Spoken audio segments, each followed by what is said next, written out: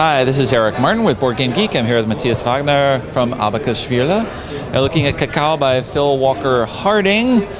And it's your big release for start of 2015. And I mentioned as well, I got to play a prototype of this. It's very nicely done. It's very Abacus style. Okay. And that's very whatever that means. Well, I mean it's very streamlined in terms of the game actions, and then things all depend on what you do, of course. Yes. On what you do here. So maybe we'll give an overview of how to play, and then other people will know what we're talking about. Yes. And it's a tile placement game.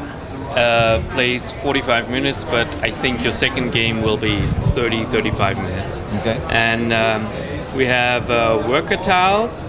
Each player has a set, and on each worker tile there are 4 workers in different arrangements, like you have 2 on one side, or 3 on one side, or just 1 on each side.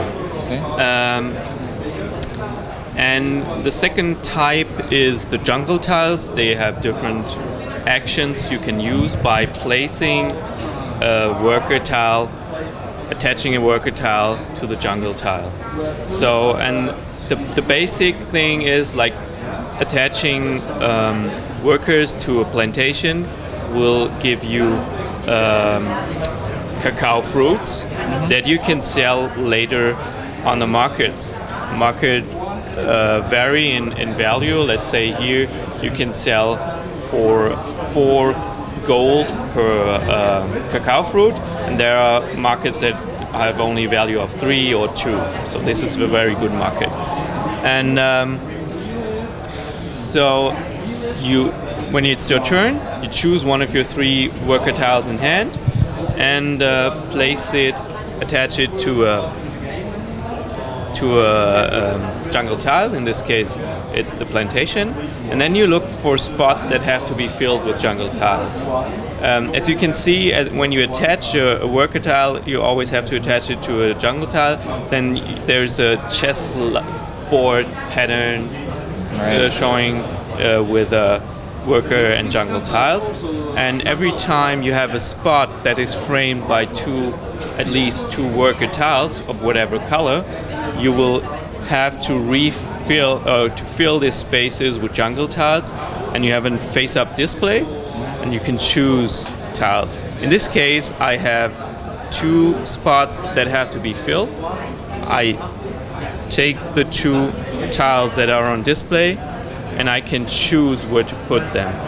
Let's say I put that here and here, and after that, you do the actions of the jungle tiles. So red place it here, and you can choose the order. Red has a storage for 5 cacao fruits, and in this case he will receive 2 cacao fruits, because for each worker on the side you attach it, you can do the action of the tile 1 time. Right. And this is a double plantation giving you 2 cacao fruits. And then here he can immediately sell those 2, because he has 2 workers attached, for 4 gold each. That will give you 8 coins, which is a lot. At the end of the game you want to have as much gold as possible, so this is a very good move. And you see the yellow player is attached to the new jungle tile as well, and even though it's not his turn, he will now do the action as well. And if he has some cacao fruits on stock, he is now allowed to sell 1 cacao fruit as well. And here he will receive 1 coin. It's the gold mine. It's the red player getting an action here. So you have different jungle tiles with different functions. For example, you also have the water track, and you have a water source tile here.